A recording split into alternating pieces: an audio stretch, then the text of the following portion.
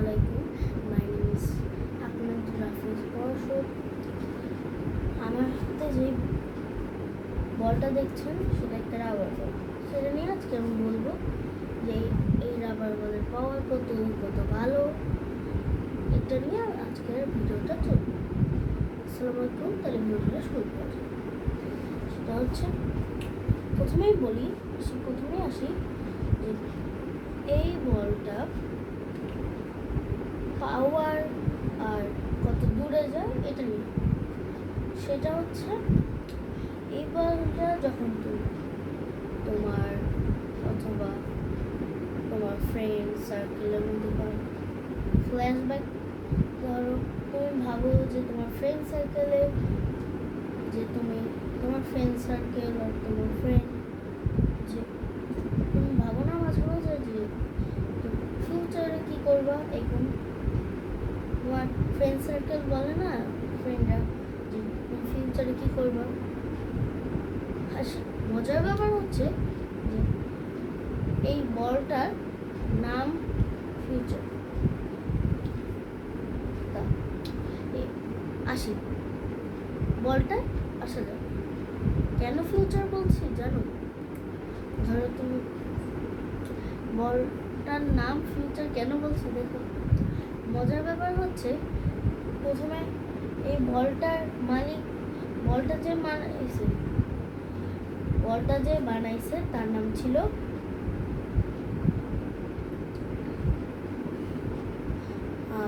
Future জেটেন। তারপর থেকে এই বলটার নাম রাখা হয়েছে ফ্ল্যাশ ফিউচার জেটেন রাবার বল। এখন আমরা আসল কথায় আসি। সেটা হচ্ছে এই বলের পাওয়ার 2.6 কিলোমিটার আর এই বলের ওজন 2.6 কেজি। সত্যি বলছি, দেখতে কাঠের বলের মতো হলে নিচে একটা রাবার বল, বুঝছো? তুমি যখন স্পিন বল করবা এটাকে, তখন তোমার স্পিন বলার সাথে সাথে তুমি যখন স্পিন বল করো তখন উইকেটে লাগতে তোমার কতটুকু সময় লাগে, কতটুকু দূরে যায় এটা তো আমি বুঝতে পারি না।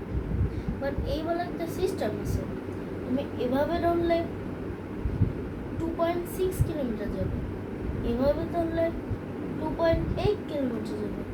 এইরকম করে এটার একটা নিয়ম আছে যেদিকে ধরে, আর এদিকে এটার জন্য একটা কাগজ আছে। তোমরা এটাও বলতে পারো যে এই বলের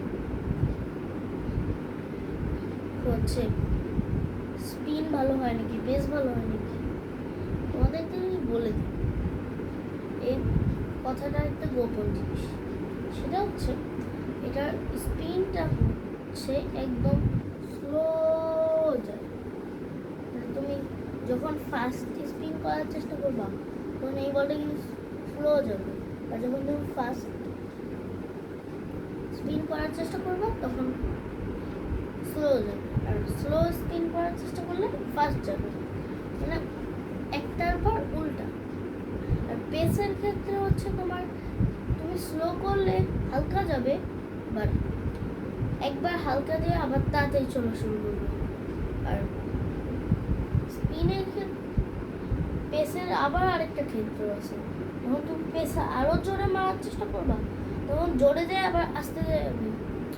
আর একটা সিক্রেট হচ্ছে এটা, যত তুমি রান করে উইকেট হারাও এমন অবস্থা যে তুমি বল করছো ওরা রান করতেছে আর একজন ধরছে, এমন সময় হয় যে বল মারলেও বাট ব্যাটসম্যান তাড়াতাড়ি রান করে চলে আসলো, তাতে তোমার মন খারাপ হয়।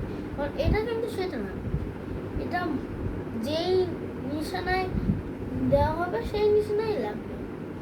আর এই বলটা তোমার খুব দ্রুত যাবে, আর ফিল্ডিংয়ে এই বলটা খুব ভালো। এখন আর শেষ একটা জিনিস বলে দিই যে যখন তোমরা পেস বল করবা তখন কিন্তু তোমার ম্যাক্সিমাম টাইমই হচ্ছে ভুল জিনিস করতেছি। এই ভুল জিনিসটা যদি আমরা এই বলে করি, তাহলে এই বলটা খুব খতরনাক ভাবে হচ্ছে ফেটে যাবে। আর এই ভুল জিনিসটা আমরা অন্য বলেও করি, অন্য বলগুলোও কিন্তু ফেটে যেতে পারে। এমন তোমরা বলতে পারো যে কি বলতেছে, কাঠের বলে মারলে কিচ্ছু হবে না, আর তেমনটা না, কাঠের বলে মারলেও ফেটে যাবে। বলেও এইরকম বলিং করলো না। আমি দেখাচ্ছি, তোমরা ম্যাক্সিমামই এরকম বলিং করো। দেখো, প্রথমে এরকম রাখো, তারপর এরকম বলিং করো, বাট এরকম করো না, তাহলে পৃথিবীর যত ভালো বল হোক তাও ফেটে যাবে। বলতে এখন আমরা আসি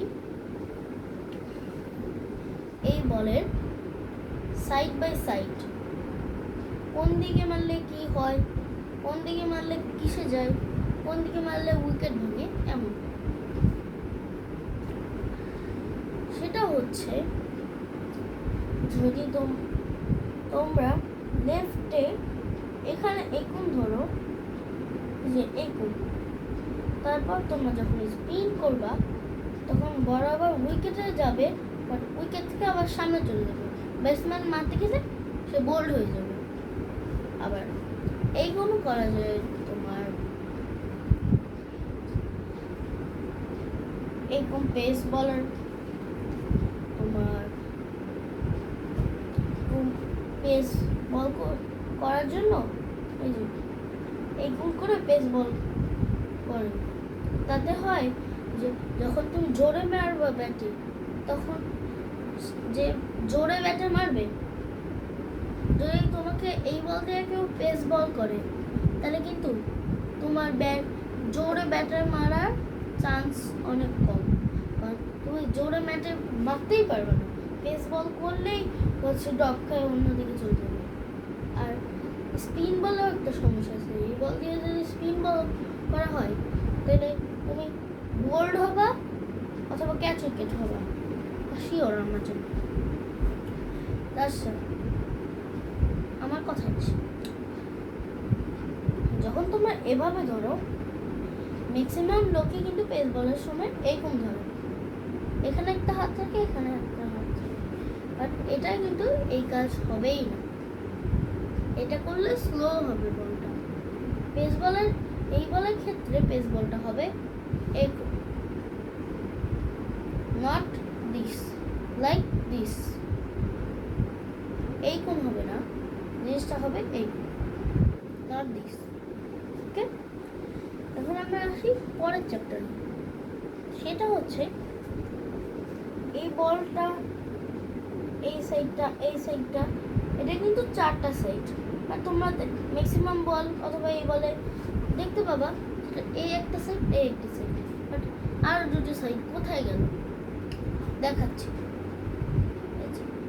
এই একটা সাইড আর এই একটা সাইড, আর এটা কোনো সাইড না, কারণ এটা হয় কি তুমি গ্লোভার করতে পারবা, বাট এটা কোনো হ্যান্ডস ডাউন নেই, তো এটা কোনো সাইড নেই। বুঝেছো? তোমরা যখন এই বল দিয়ে খেলবে, তখন তোমাদের একটা জিনিস মাথায় রাখতে হবে, তোমরা নিজের মতো খেলবে, কখনো নিজে কোনো প্ল্যান করলেও হবে না। বুঝেছো? ধরো তুমি এভাবে মারলে বাট যাবে এভাবে, আর হচ্ছে তুমি এভাবে মারলে বাট যাবে এভাবে। এটা অনেকগুলো টেকনিক আছে, সেই টেকনিকটা আমি পরে ভিডিওতে বলবো।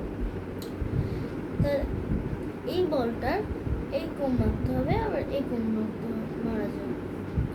তুমি যেই কোণ ইচ্ছা সেই কোণ মারতে পারবে, আবার স্লো যাবে অথবা আস্তে যাবে, তোমার নিজের মতো ক্যালকুলেশন করতে হবে কোনটায় কোন দিকে যাবে।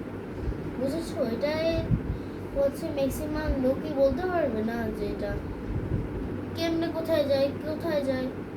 তাই এই বলটা অনেক রহস্য হবে।